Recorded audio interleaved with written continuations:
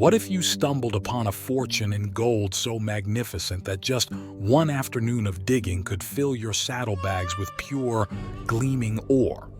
And what if claiming that treasure meant defying a religious leader so powerful that his curse could supposedly reach beyond the grave to strike you down? Would you risk it? Would greed overcome fear? For over 170 years, a legendary golden ledge has remained hidden in the canyons near Utah's Great Salt Lake, and every single person who has dared to take its riches has met a mysterious and violent end.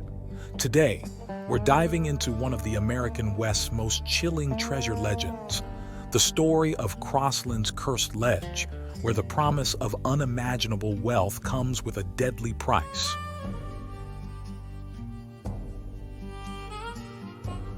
Welcome to Southwest Desert, where adventure meets the arid beauty of the American Southwest.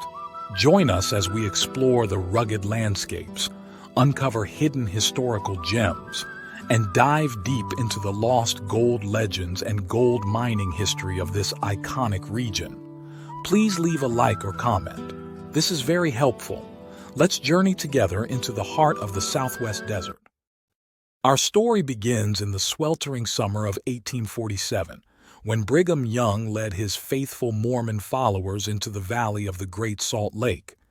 Young was a visionary, but he was also a pragmatist. He knew that gold fever had already torn apart countless communities during the California gold rush. He'd seen men abandon their families, their faith, and their fellow settlers for the glittering promise of instant wealth. So when Young gazed out over this harsh, beautiful landscape, he made a calculated decision. His people would focus on survival, not speculation. They would plant crops, raise livestock, and build a lasting civilization. The gold could wait. But as we'll discover, not everyone could resist temptation when fortune literally glittered before their eyes. Young immediately put his followers to work.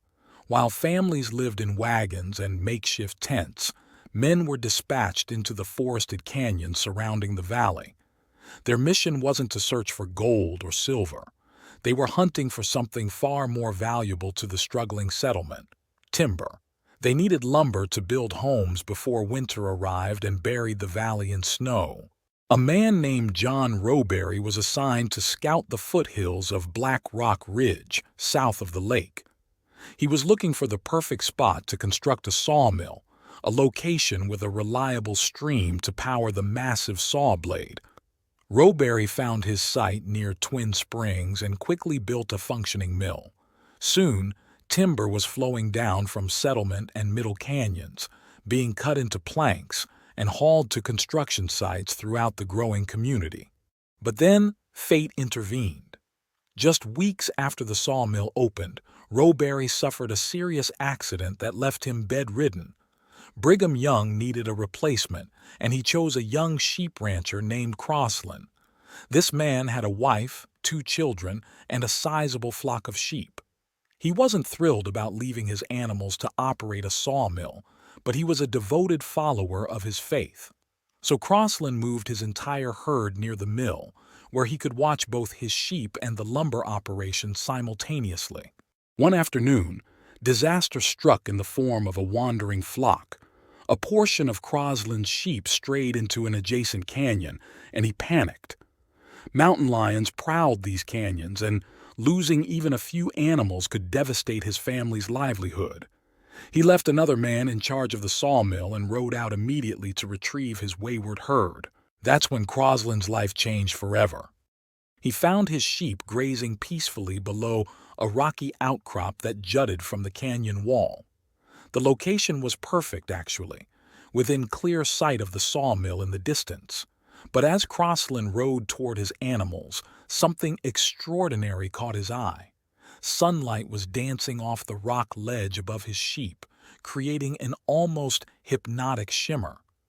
The surface was reflecting light like a mirror, like polished metal, like nothing he'd ever seen before. Curiosity overwhelmed him. Croslin dismounted and climbed up to the ledge. What he discovered there must have stopped his heart. The entire outcrop consisted of thick, milky quartz, But it wasn't ordinary quartz. Threaded throughout the white stone, glittering in the afternoon sun, were thick veins of pure gold. Not flecks, not traces, but substantial deposits of precious metal woven throughout the rock like golden ribbons. Croslin's hands trembled as he broke off several chunks of the ore and stuffed them into his pockets. He gathered his sheep and herded them back to safety, but his mind was already racing ahead.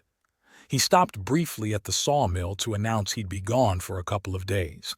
Then he rode hard for Salt Lake City, 15 miles to the east, clutching samples of what he believed would make him fantastically wealthy.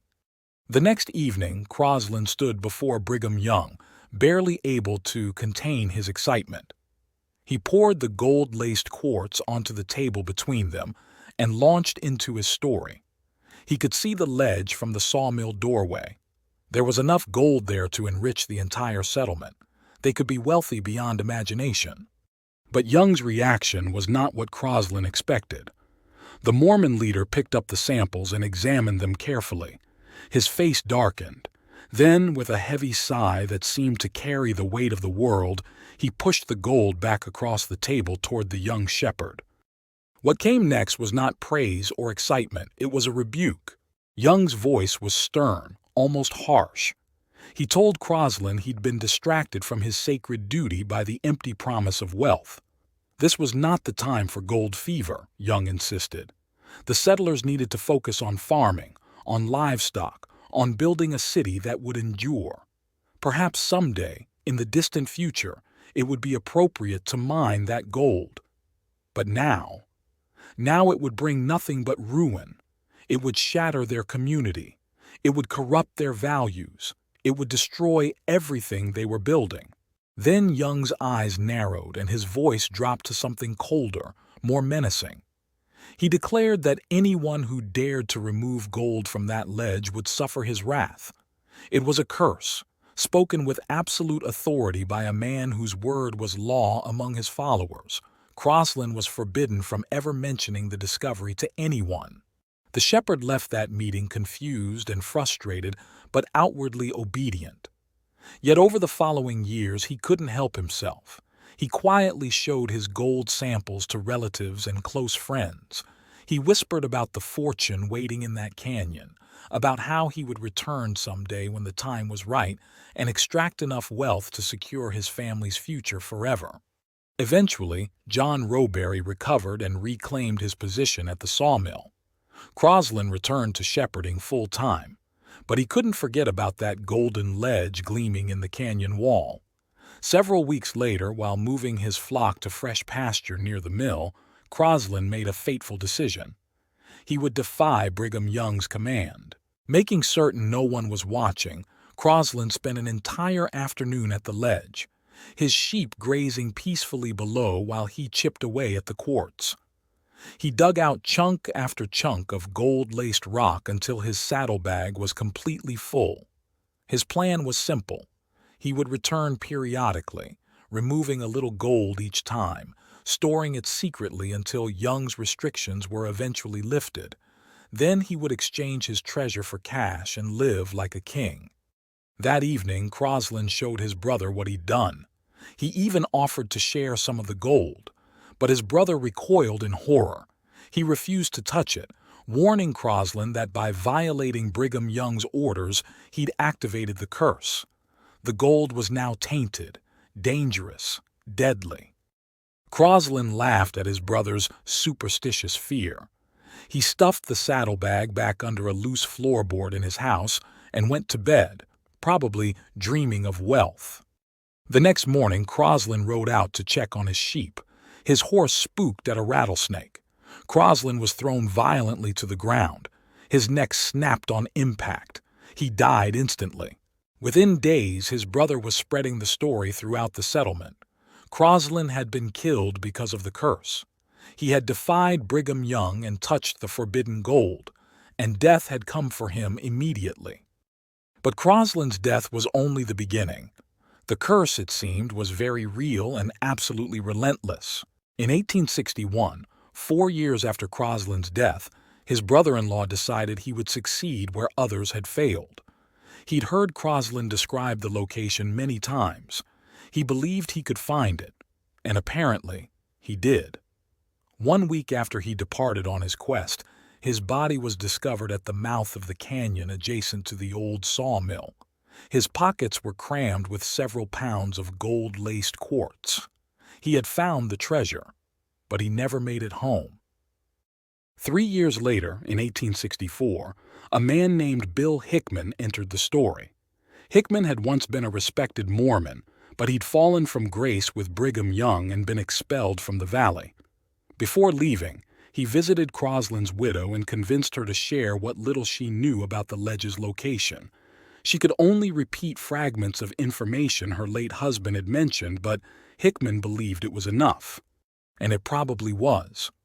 Hickman showed up in Lander, Wyoming, a few weeks later with a sack full of rich gold ore. He'd found the cursed ledge. But 2 months later, Hickman was dead under mysterious circumstances that remain unexplained to this day. The residents of the Great Salt Lake Valley whispered knowingly, the curse had struck again. The legend has persisted across generations, passed down like a dark fairy tale through the families of early Mormon settlers. Even in recent times, the curse has continued to claim victims. 2 of Croslin's descendants discovered an old map and journal. They decided to search for their ancestors' golden ledge, and remarkably, they succeeded. They appeared in Salt Lake City with samples of gold-laced quartz, claiming to have found it in a canyon in Black Rock Ridge. They exchanged the gold for cash. Then they got into a violent argument over how to divide their newfound wealth. One was killed. The other fled and has never been seen again. Today, many people living near the Great Salt Lake claim to know exactly where Croslin's golden ledge is located. Some say they could walk right to it if they wanted, but none will go near it.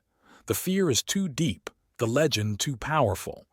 Even though Brigham Young has been dead for over a century, his faithful followers still believe his curse remains active, that he can reach from beyond the grave to punish anyone who dares to claim the forbidden treasure. Thanks for watching. If you enjoyed this video, don't forget to like, comment, share, and subscribe for more great content. Hit the notification bell so you never miss an update. See you in the next video.